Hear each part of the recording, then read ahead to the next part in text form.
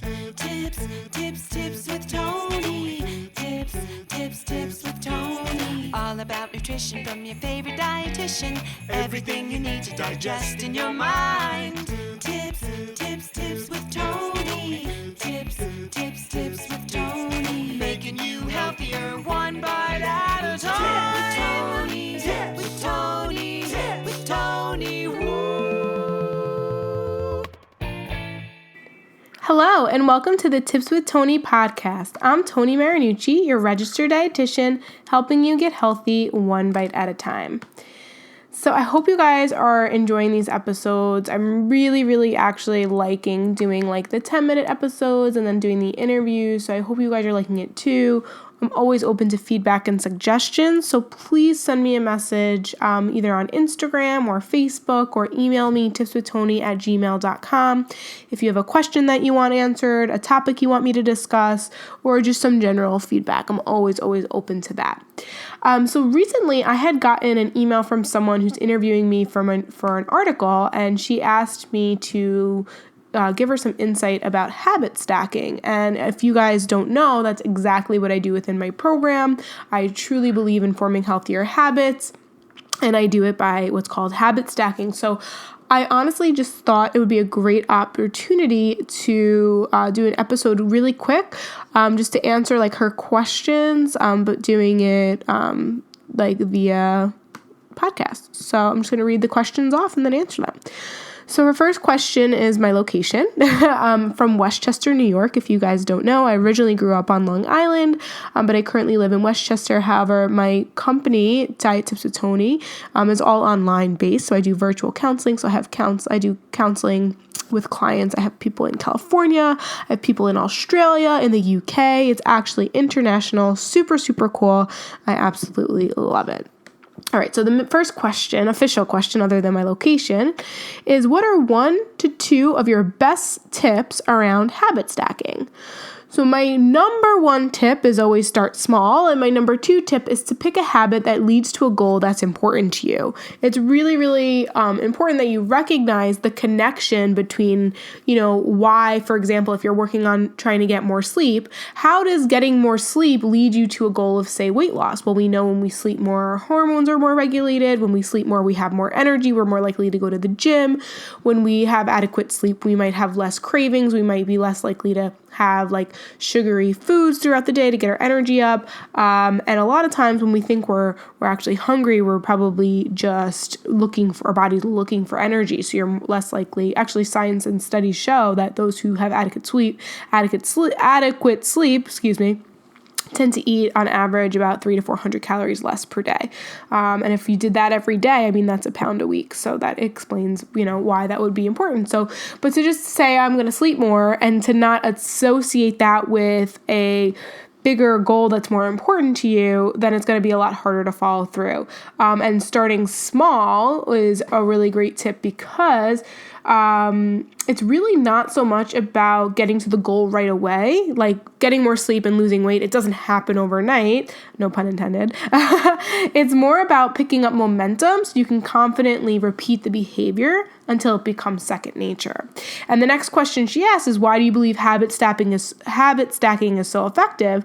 And habit stacking is so effective because physiologically and psychologically, as human beings, we do not like change. So adding one habit after another habit, it feels a lot less threatening than making a drastic change. So if you're someone, from a physiological level, going to sleep at a decent hour. If you're someone who's not sleeping at all and you're usually going to bed at like 2 a.m, and now we try to get you to sleep at 10 p.m. at night, like that's probably not likely going to happen. It's going to be a lot harder. But if we slowly got you to go to sleep if you're going to bed at 2, we create like a nighttime routine. Now you're going to bed at like 12:01. You do that for a little bit and then back it up and do, go back to say like then 11 or 11 o'clock or something. That might be more realistic. And then also for the psychology of things, if you think about it, like whenever a really big drastic change happens in our life, it's really hard for us to process. It really kind of knocks us off our feet, and it's really hard to kind of bring us back. So with that, you want to be mindful that your habit and the thing that you're trying to change is actually realistic. And so if it's realistic and you go about it in a realistic, small, habitual way, then it will be as effective as I believe that it is. And so the next question is, can you give me an example, personally or professionally, when habit stacking worked for you?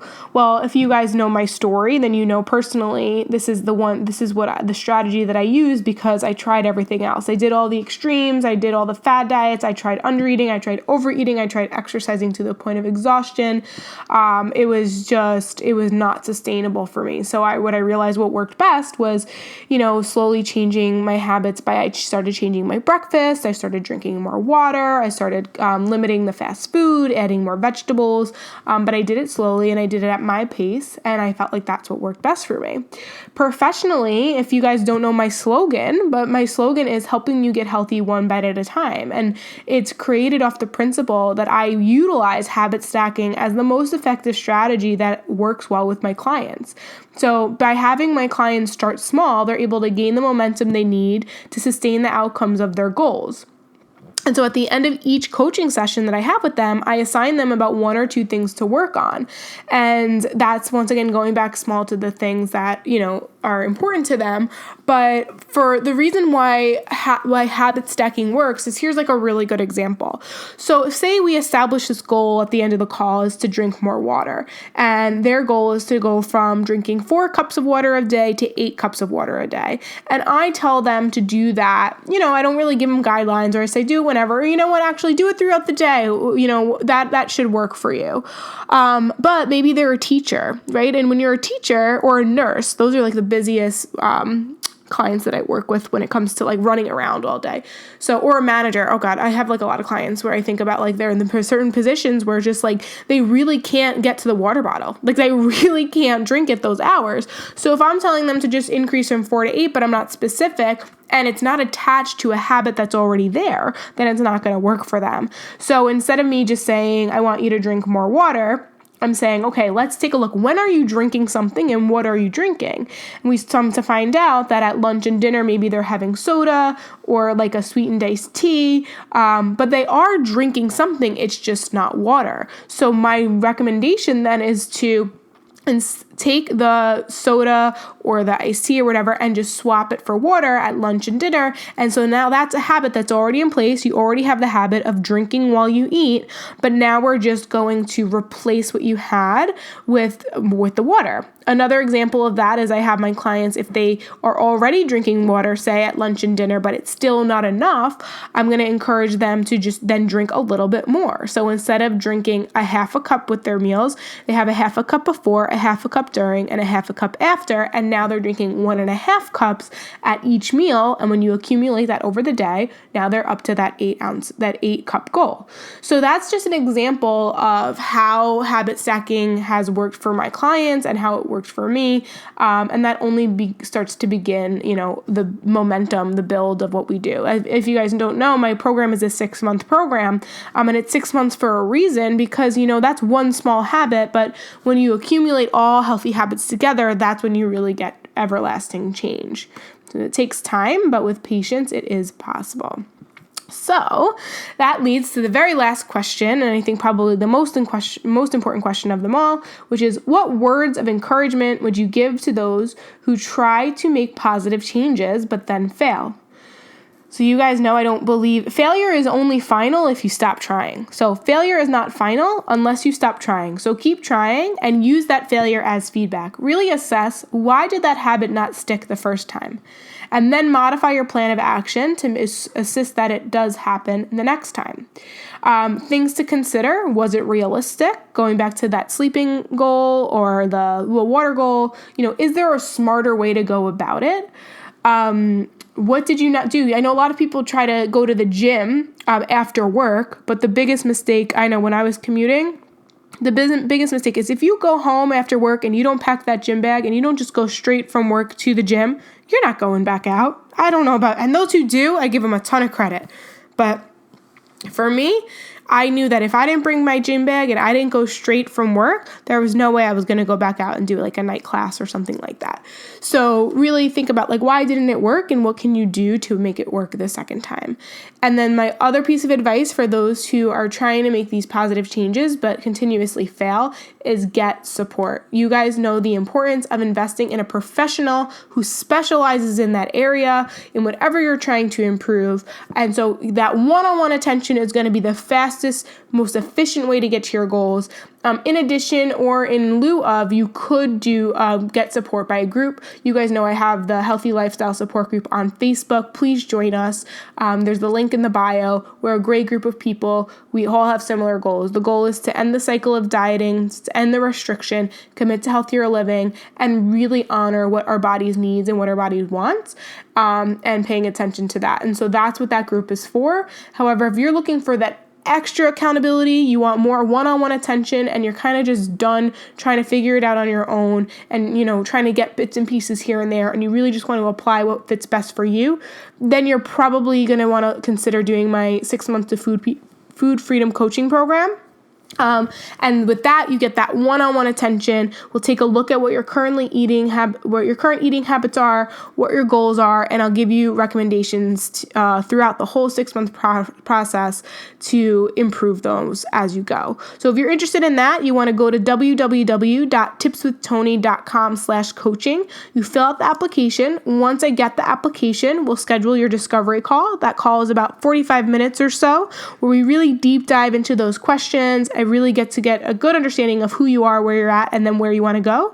And I'll send you a video to watch so you get a better understanding of what is involved in the program. Okay, so that's how that works. That is all the questions she had for me. Like I said, this was a quick episode. I hope you guys enjoyed it. If you did like it, please screenshot the episode, put it on your story, tag me, let me know that this resonated with you. Please share this with somebody that you know could benefit from listening to this podcast. If you feel like they'd be a great fit for either the program, send them the link, tipswithtoni.com/coaching, or to the Facebook group, send them the link for that as well. And then send them the link for the podcast. And don't forget to subscribe and write a positive review. That's how people find the podcast, and that's how we can get this message out that you don't have to live in this yo-yo cycle dieting of just like under eating. You keep trying to get to your goals, trying to get these habits in play, and they're not working for you. That doesn't have to be your life. There is a better way. There's a better solution. You just have to get the proper guidance and support for it. All right, guys. So thank you so much for listening. As always, this is Toni Marinucci, your registered dietitian, helping you get healthy one bite at a time.